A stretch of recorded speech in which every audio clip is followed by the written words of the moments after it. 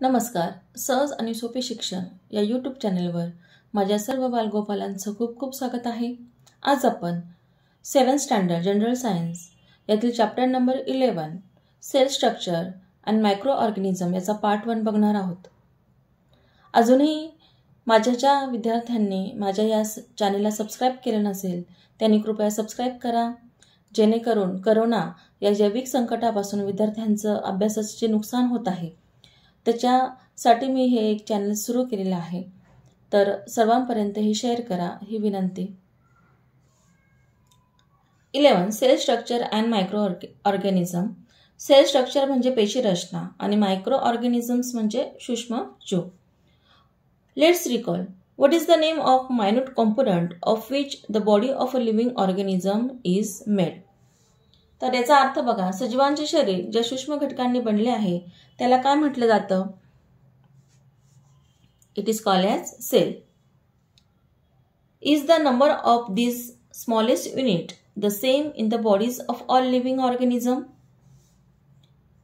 या घटकांची संख्या सर्व सजीवांमध्ये सारखीच असते का? जे सेल असतात ते सर्व सजीवांमध्ये सारखेच असते का त्यांची संख्या?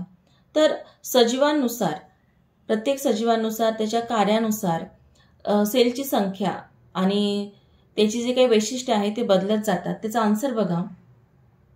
The body of all living organism is made up of minute component called cell. Second, the number of cells are different and specific for every living organisms. Cell, पेशी. We have learned that cellular organism is a primary characteristic of all living organism.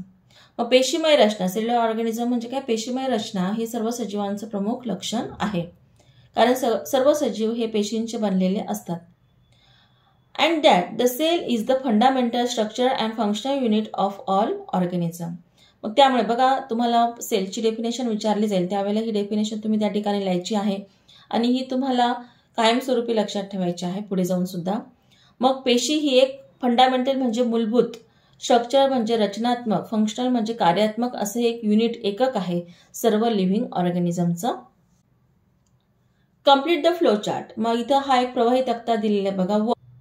Words कशाचं बनलेलं असतं? लेटरचं. मग लेटरचे पण arrangement व्यवस्थित केलं तर त्या शब्दाला काहीतरी अर्थ प्राप्त होत असतो आणि त्यानंतर वर्डचं काय तयार होत असतं? सेंटेन्स. मग शब्द सुद्धा अर्थपूर्ण शब्द जवळजवळ आले तरच त्याचं सेंटेन्स तयार होतं. अनेक सेंटेन्सपासून पॅराग्राफ आणि पॅराग्राफचं चॅप्टर आणि अनेक चॅप्टर एकत्र आल्यानंतर त्याचं बुक तयार होत असतं. हा एक फ्लो चार्ट आहे. त्याच पद्धतीने आपल्या शरीराची रचना पुढे दिलेली बघा. We see the structure organism of a book in above flow chart. मग आपण प्रवाही तक्त्यामध्ये पुस्तकाची संघटनात्मक रचना पाहिली. Similarly, there are organizational level in living organism too. मग याच पद्धतीने सजीवांची संघटन पातळी सुद्धा असते. तर ती बघा. These are cell, tissue, organ system, organism.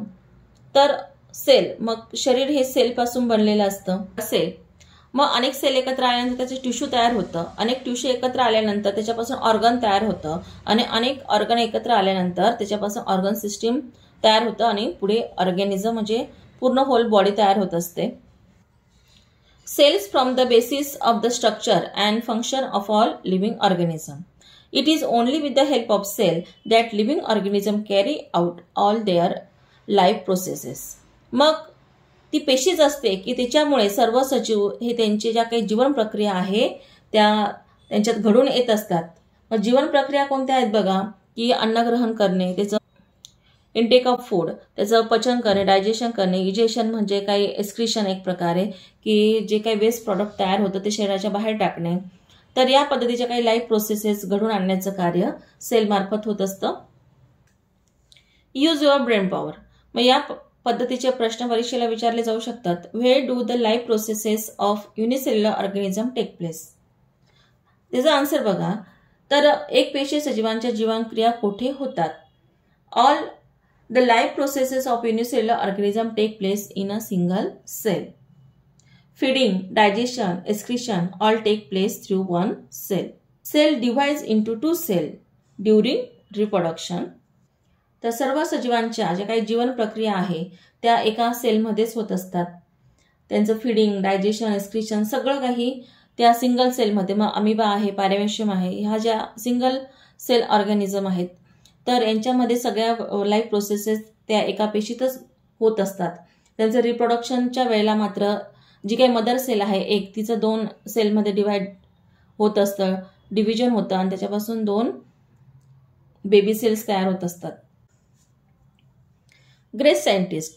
In 1665 a scientist Robert Hooke observe a thin section of cork under a microscope. बघा, इसवी सन 1665 मध्ये रॉबर्ट हुक या शास्त्रज्ञाने कॉर्क म्हणजे काय, बुसाचं एक झाड होतं, त्याचा एक थिन पातळ असा सेक्शन घेतला, त्यांनी काप घेतला, मायक्रोस्कोप्स खाली म्हणजे सूक्ष्मदर्शकाखाली त्याचं निरीक्षण केलं. In this section, he saw hexagonal compartments like those of a beehive. मग ह्या कापामध्ये त्याला मधमाशीच्या पोळ्यातील जे काही षष्टकोनी कप्पे असतात त्या पद्धतीचे कप्पे, त्याची रचना त्याला दिसून आली. ही नेम दोज कंपार्टमेंट सेल्स. मग त्याने त्या कप्प्यांना सेल असं नाव दिलं, पेशी असं नाव दिलं. This term is derived from Latin word cella which means small room. या कप्प्यांना पेशी हे नाव देण्यात आलं. सेल म्हणजे कप्पे, मग लॅटिन भाषेत सेल्ला म्हणजे लहान खोली, स्मॉल रूम म्हटलं जातं. In 1838 the 2 scientist M.J. Schleiden and Theodor Schwann formulated a theory about cellular structure which stated.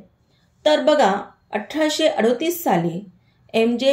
Schleiden आणि थिओडोर शॉन या 2 शास्त्रज्ञांनी पेशीच्या रचनेविषयी एक सिद्धांत मांडला. थेअरी म्हणजे सिद्धांत मांडला. बघा, तर काय सिद्धांत मांडला त्यांनी? बघा, all the living organism are made up of cells and cell is a fundamental component of all living organism.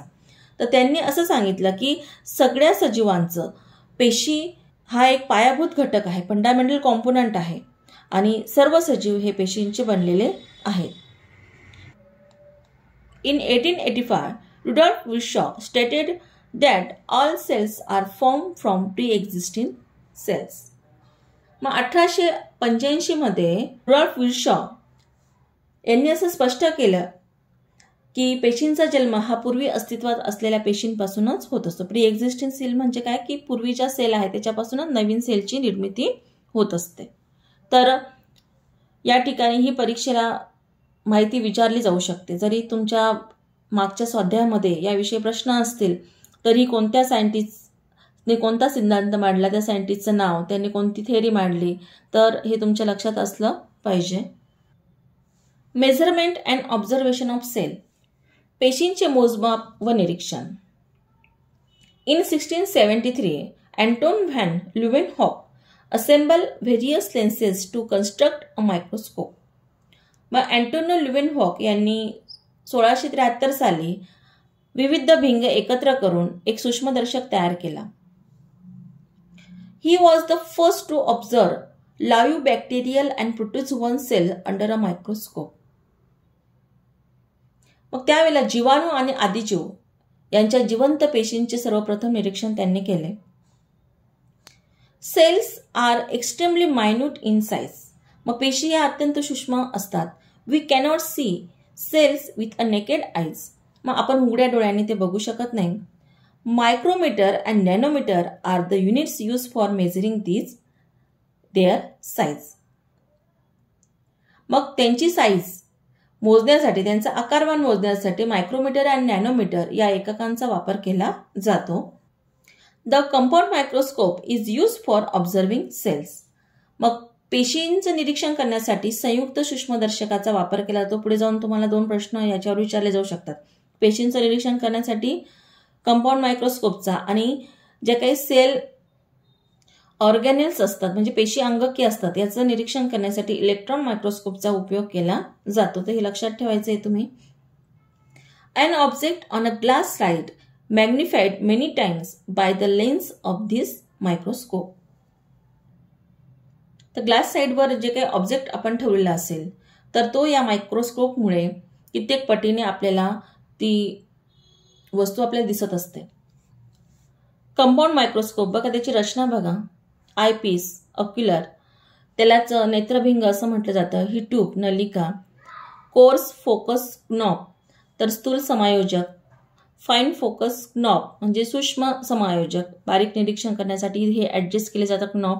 आणि इथे हे भिंग असतात बघा, ऑब्जेक्टिव्ह लेन्सेस असतात, तर म्हणजे वस्तू भिंग असतात. त्याच्याने आपण स्लाइडवर जी वस्तू ठेवलेली असेल किंवा जी सेल असेल तिचं निरीक्षण करू शकतो. हे स्टेज आहे, स्टेजवर इथे ह्या क्लिप्स असतात, क्लिपमध्ये आपण ती स्लाइड ॲडजस्ट करू ती फिट करत असतो. त्यानंतर इथं हा इल्युमिनेटर म्हणजे काय, प्रकाश स्रोत आहे, की इथं हा मुव्हेबल मिरर असतो, तर याच्यावर आपण प्रकाश आपण ह्या स्लाइडवर ॲडजस्ट करत असतो, जेणेकरून आपल्याला ती स्लाइड किंवा त्याच्यावरची जी वस्तू आहे जिचं आपल्याला निरीक्षण करायचं ती स्पष्ट दिसली पाहिजे. आणि हा त्याचा बेस आहे कंपाऊंड मायक्रोस्कोपचा. 1 centimetre is equal to 10 millimetre. 1 millimetre is equal to 1000 micrometre and 1 micrometre or micron is equal to 1000 nanometre. तर हे तुम्ही युनिट्स लक्षात ठेवले पाहिजे, परीक्षेला रिकाम्या जागांना विचारले जाऊ शकतात. Let's try this. Take a piece segment of onion and carefully separate a thin skin from its concave surface with the help of forcep. Forcep म्हणजे काय, तर चिमट्याच्या साहाय्याने काय करायचं, मी आता ह्या ठिकाणी हा कांदा घेतलेला आहे आणि तो 2 भागामध्ये कापल्यानंतर हा जो काही कॉन्केव्ह म्हणजेच हा जो काही खुलगट वाटीसारखा भाग आहे वक्राकार, त्याच्यातून मी हा एक पातळ पापुद्रा बाहेर काढला बघा या पद्धतीने.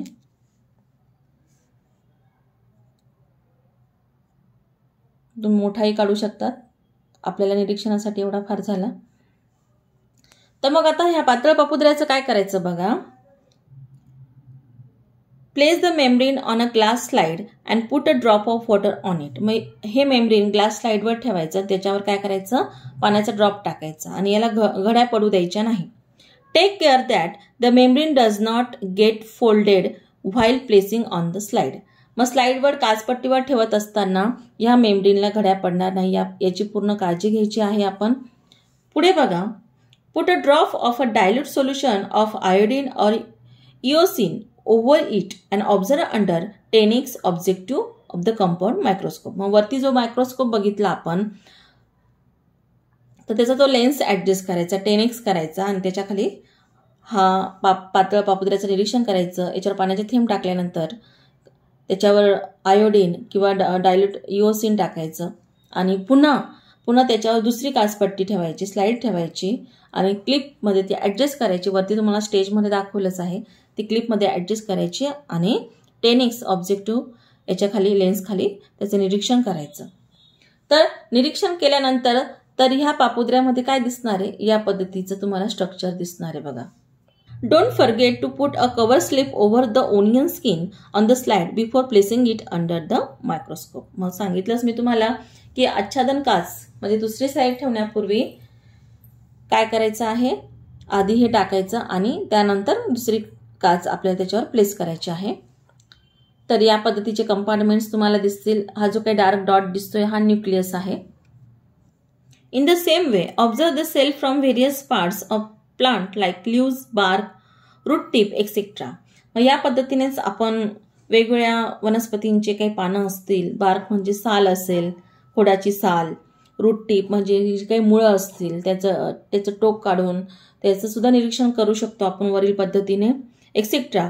Do you remember that last year you had observe the amoeba and paramecium that are found in water. मग मागील वर्षी तुम्हाला हे आठवत असेल की तुम्ही पॅरामेशियम आणि अमिबा हे एकपेशीय सजीव आहे, युनिसेल्युलर ऑर्गॅनिझम आहे, तर यांची रचना याचा आपण अभ्यास केला होता.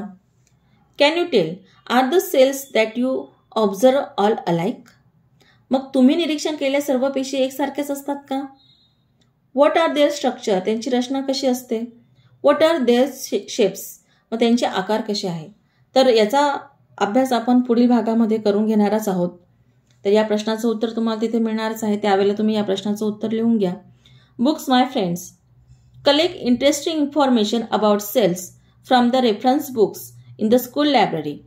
For example the largest cell and smallest cell etcetera. मग ग्रंथालयातील जे काही संदर्भ पुस्तकं असतील त्याच्या आधारे म्हणा किंवा तुम्ही आता इंटरनेटच्या द्वारे सुद्धा ही माहिती घेऊ शकता, परंतु पुस्तक हे तुम्ही वाचलेच पाहिजे. त्यात तुम्ही सर्वात मोठी आणि सर्वात लहान पेशी यांची वैशिष्ट्यपूर्ण माहिती तुम्हाला मिळवायची आहे. तर तुम्हाला माहिती मिळाल्यानंतर तुम्ही ती कमेंट बॉक्समध्ये टाका. तुम्हाला हा व्हिडिओ आवडला असल्यास माझ्या ह्या सहज आणि सोपे शिक्षण यूट्यूब चॅनलला सबस्क्राईब करा, लाईक करा, शेअर करा. पुढील भागामध्ये आपण सेल साईज तसेच प्लांट सेल, ॲनिमल सेल याविषयी माहिती घेणार आहोत. तुम्ही हा व्हिडिओ बघितल्याबद्दल खूप खूप धन्यवाद.